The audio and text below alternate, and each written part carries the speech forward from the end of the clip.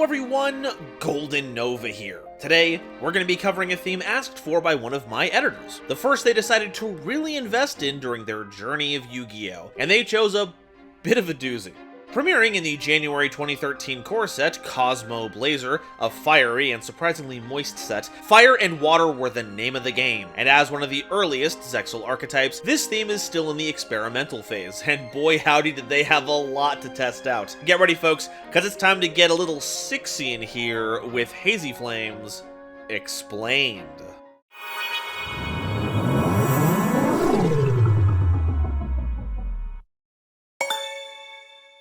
Today's episode is possible thanks to viewers like you, as well as my patrons. If you like what I do here, I would super appreciate it if you'd subscribe to help us reach another wonderful milestone video, and if you want to support me directly while getting some awesome benefits, check out the link to my Patreon in the description below. So, what's the deal with Hazy Flame? Well, there are a series of level 6 fire attribute monsters across a variety of monster types. The main goal here is to assemble as many of them on the field as possible to make the theme's absolutely ridiculous rank 6 boss monster, and to help with this, they have a ridiculous effect. Each of them can't be targeted by your opponent's card effects. Nowadays, this is a kind of protection you would expect to see on a lot of different cards. Heck, Magispectors has that on all of them, plus they can't be destroyed by card effects. But way back then, Hazy Flames having a blanket protection against cards like Book of Moon, enemy controller, compulsory evacuation device, all that stuff was pretty slick. The only issue is getting such big monsters onto the field in the first place, but we've got a few tools to help with that. Hazy Flame Cerberus is a beast monster with 2000 attack and 200 defense, and you can normal summon this card without tributing, but its original attack becomes 1000 if you do so. And when this card is destroyed and sent to the grave, you can add a Hazy card from your deck to your hand. This gives you a bit of a dual-purpose monster. You can either use your normal summon to get this ready for a timely Xyz summon, or deploy it to the front lines to absorb a hit. And then whenever it gets run over, you get to go and grab another Hazy card, which thankfully not only gets you your monsters, but a few of our support cards as well. Just make sure this thing doesn't miss timing. That is a when up there in that problem-solving card text. This has some good synergy with a future card, but we won't know its full power until then. So for now, we're just gonna have to let sleeping dogs lie. Hazy Flame Griffin is a winged beast monster with 200 attack and 2100 defense, and if your opponent controls a monster and all monsters, if any, on your side of the field and in your grave are fire, and only fire, you can special summon this card from your hand. Okay, so we didn't have to wait long for the Cerberus combo. If you draw the two of them together, you've got an easy rank 6 on your hands. Normal summon the Cerberus, and as long as your opponent controls a monster, you can drop the Griffin. And now, you've got extra deck access. The only issue is, golly, they are not allowing you any diversification in your attributes, huh? If it even smells like you have a light, a dark, even a wind attribute, Griffin is calling in sick. Heck, it even went so far as to make sure you weren't playing cards with multiple attributes on them, like the much-loved and widely used Elemental Mistress Doriato, you know, the real threats to the format. Though you would think that Fire would want as much fuel as possible, I'm starting to think that Griffin here is just being petty. Hazy Flame Hydra is a dinosaur monster with 2300 attack and 200 defense, and while on the field, you can't special summon monsters except fire monsters, and an Xyz monster that was summoned using this card as an Xyz material gains this effect. When it's Xyz summoned, you can target a Hazy Flame monster in your grave and attach that target to this card as an Xyz material. This is the designated Xyz Supercharger. It essentially lets you overlay with a whole other monster that you never had, and that means a lot for our boss monster. In fact, the more Hydras we can slap onto the board, the better, because that means more bonus effects. The big drawback is that the rank 6 fire Xyz pool is very shallow, but is still pretty good. Two Evolzars, Lars and Solda, give some pretty fantastic negation, and you can even make Solda here because of Hydra, which is for some reason a dinosaur. Or, if you want to be really on the edge, you could use them to make musical sumo dice games. Make it with 2 Hydras, and now you have 4 material on it. So now it only takes 3 more to trigger the auto win. But at that point, it's between you and the dice. Now, who's gonna be the one in the comments to explain to me why the Hydra is a dinosaur? I didn't see very many multi-headed ones of those in the museum, I'm just saying. Hazy Flame Hippogriff is a pyro monster with 2100 attack and 200 defense, and once per turn you contribute one other fire monster to give this card a 300 attack boost. That puts it at a cool 2400, and it does keep the bonus, but that is all there is to say about it. It doesn't really synergize with anything the theme is looking to do, so yeah. We can just move on here. Hazy Flame Manticore is a winged beast monster with 2200 attack and 300 defense, and once per turn, during either player's turn, you can send a fire monster, except this card, from your hand or face up from your side of the field to the graveyard, and this card can't be destroyed by card effects that turn. So that's, you know, something. I mean, really, it's basically Hippogriff. You're chewing up another fire monster that you need to make your plays work, but at least this time, that card can come out of your hand. So at least you'd be able to vent something that works well in the graveyard. And it completes the targeting coverage, so it can stay around even longer. But, yeah, with no way to turbo out monsters or otherwise set up your game plan, it's not really meant to core to your strategy. Hazy Flame Periton is a pyro monster with 1600 attack and 1700 defense, and it can't be special summoned, except by a Hazy Flame monsters effect. You can send a fire monster from your hand to the grave and attribute this card to special summon 2 Hazy Flame monsters from your deck. So this is a 1-card rank 6. Well, I mean, if you ignore the discard. And guess what? The Hazy Flames you summon don't have to have different names. So you can get 2 Hydras, and because you have a Periton in your grave and potentially another Hazy Flame that you would discard for Periton's effect, you'll have all the targets you need in grave for the double attach. Then boom, you have a 4-material rank 6 right there. Our game plan is going to revolve around getting this to hit the board ASAP so the ball starts rolling. Don't stop until we're either out of Hazy Flames to summon, or we run out of life points. And while only Hazy Flame monsters can special summon this, real crying shame, any card that can put this back into your hand, like Monster Reincarnation, can still get it back into rotation. And it's actually a double threat, because if you're trying to get through a Dark Souls game, this is a card you'll want to have as an assistant. You know, cause it parries a ton. Hazy Flame Sphinx is a Beast Warrior monster with 1900 attack and defense, and while it's on the field, you can declare a card type among monster, spell, and trap. You send the top card of your deck to the grave, then, if it was the declared card type, you can special summon a fire monster from your hand or grave. So we're also adding having to know the top card of your deck to the list of things this deck requires you to do, huh? Forget Monster Reincarnation, use a Feather of the Phoenix instead to put Periton on top of your deck and then call Monster. Now that's value. There are also a ton of other cards you could be playing, but there's always the option to run the odds and just call whatever's the most likely to be on top of your deck. If it's a monster heavy brew, well, might as well give it a shot. What's wild here is that this can summon any fire monster, not just Hazy Flames. So on top of being the only reasonable way to get Periton back into rotation, we're ready to splash in all kinds of fire brands. As long as you have a knack for seeing into the future, that is. I don't suppose Sylvans would like to collab here? They already have Como Shroomo, and that's basically a fire candidate already. They're basically family.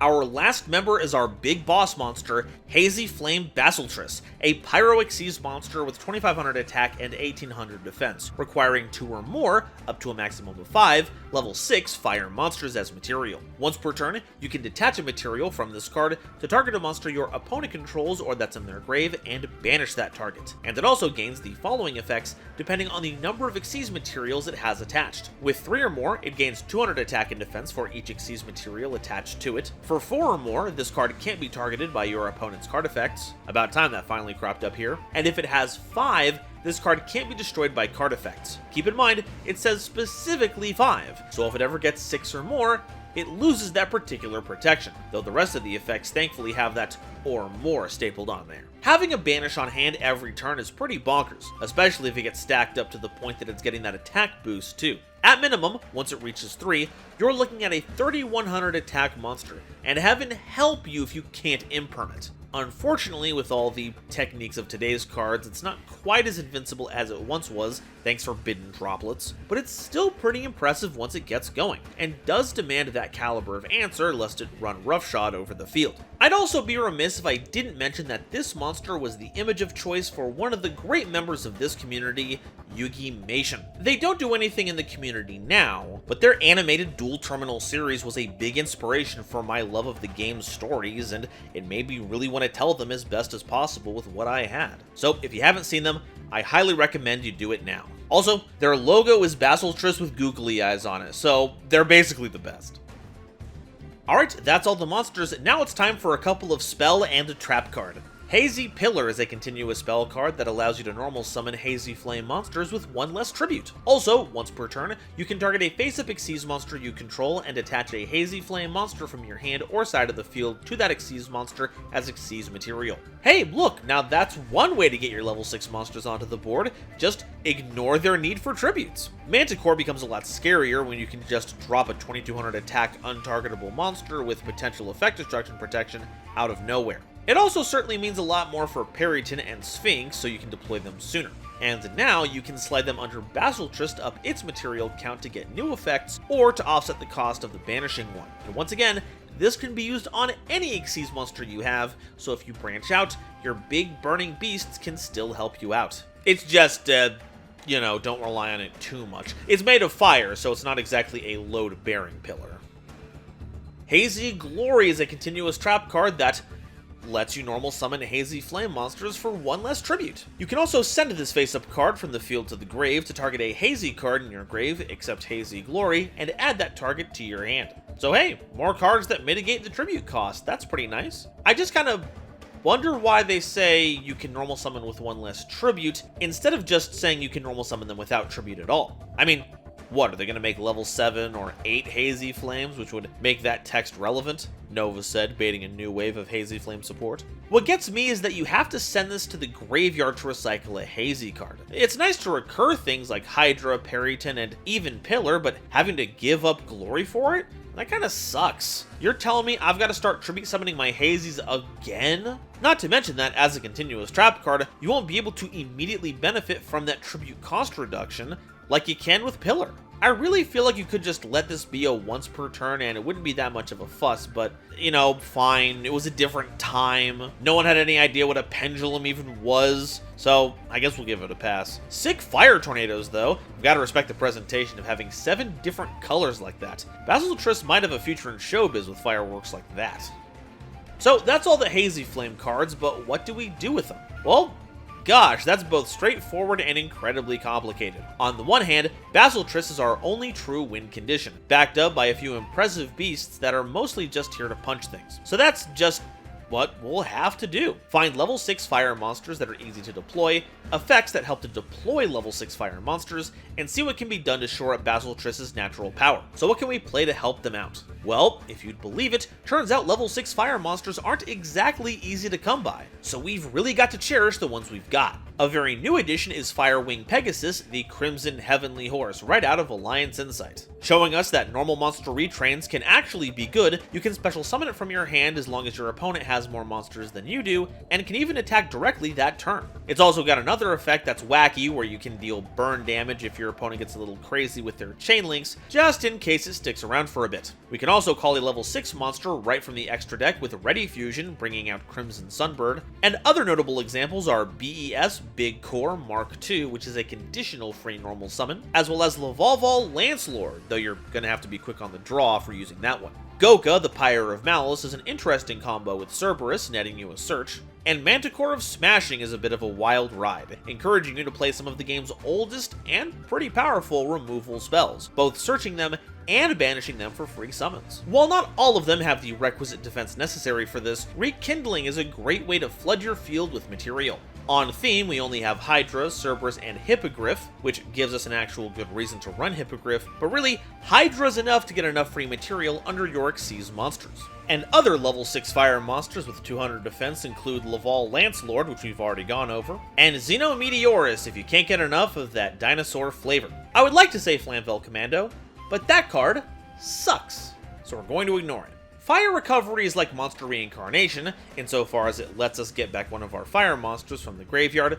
but it also comes with some recursion, cycling back our fires from the grave and/or banishment, and even draws us a card for our troubles. Fire King Avatar Arvata is something we can normal summon without a tribute, without any kind of setup, and provides us some monster negation, which can be really important nowadays. Magmacho Dragon is an interesting include, especially with how we end up destroying our own cards sometimes. Sadly, it's not level 6, but it still provides a defensive body, a draw, and potentially big attack power.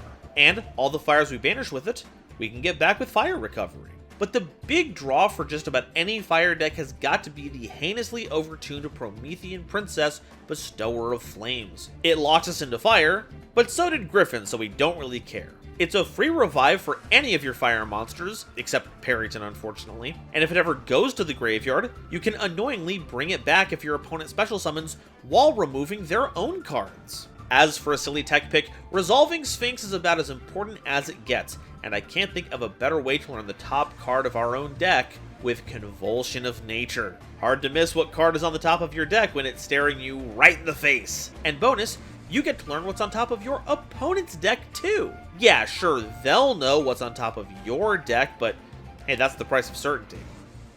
And that's all I've got to say about Hazy Flames. This goes in the bucket of archetypes that could totally use a revisit. It's unwieldy at the best of times, and hasn't really aged gracefully. Not to mention that it hasn't seen any legacy support since it was printed. On top of that, we're living in the age of Fiendsmiths and Bestials, so the rank 6 is on the rise. So if anything could use a shiny new coat of paint, it's the one that started the trend in the first place. Though, I guess I don't really have any concrete ways to improve them, so, don't ask me.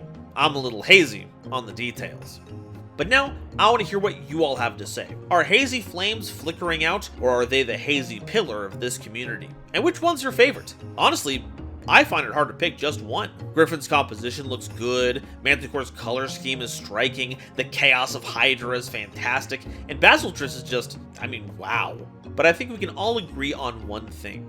Hippogriff still sucks. Let me know your favorite down below, and if you haven't already, please be sure to like the video if you liked it, subscribe so you don't miss an episode, check out one of my videos in the suggestion feed to help me show up in your homepage, and be sure to share this video with somebody you know who loves Yu-Gi-Oh! It really does a lot to help me out. Today's episode is brought to you by Dragon Shield. Get the sleeves as strong as dragon scales that even come with their own lore, and save 5% on your order by using the coupon code GoldenNova at checkout. It was also brought to you by my lovely patrons, including this month's illustrious Quasar Commanders, Upstairs Media, and the Critic of Innocence, Nebula Navigator's 3rd Dynasty, 50 Gigabytes, Ada Basilisk, Adam Zajdel, Ancient Wizard, Andrew Newman, Battle Axe, Kane Senpai, Charlie Mercury, Chibi Gohan, Christopher Fuss, Clockswork, Comrade Copperbottom, Eric, Frankie, Garland Chaos, Green Knight, Great Big Pillock, Hair Bear, Happy Majin, Harry the Ominous Benefactor, Iron Zero, Iskander 711, Carp, Marion James E. Bacata, Mike Cook, Millennia Asta, Muse Clark, Neon Yami Nair, Orozco 09096, Panther J, Bactboos, Rebel King Lucifer, Red Eyes Jackalow, RJ the Jank Monarch, Sonic 21 Blast, Thievery Coast and the Wizard Moose, Cosmic Crusaders Ally Vaitnia, Animasta, Anthrak, Baden von Titty Sprinkles, Beelzephyr, Fish, Beluga Masta, Blitzwolf, Charlie Mercury, again, Chaz Ghost, Dr. Entity RIP, Eva Padilla, Gary Lickbread, Hike Boyagian, Herbal D, Inblink, Kale the Dragon, Lobomaru02, Manga Pages, Natiel Lee Alexander, Nitromo, Not Al Gore, Nyx, Obsidian, Pombo, Rain, Rhyme Kairos, Shizuka Nijimura, Sir-Knight JCB, Sophie, apparently, Sphilia, Stephen Williamson, The Legendary Raven, The Phantom Knights of Shitted Pants, The Gene, Tiger X2476, Weasel King of Weaseltown and Zaldureka, as well as all the lovely Starlight Explorers you see on screen now. If you'd like to help me in my journey to cover all of Yu-Gi-Oh's archetypes, get my videos early, be a part of these credits and other awesome perks, it would mean the world to me if you check out the link to my Patreon in the description or consider joining as a YouTube member. And if you'd like to see another video about some fiery, feisty fellas, check out this video where I cover volcanics. Thank you all so much for watching, and I'll see you next time. Bye-bye.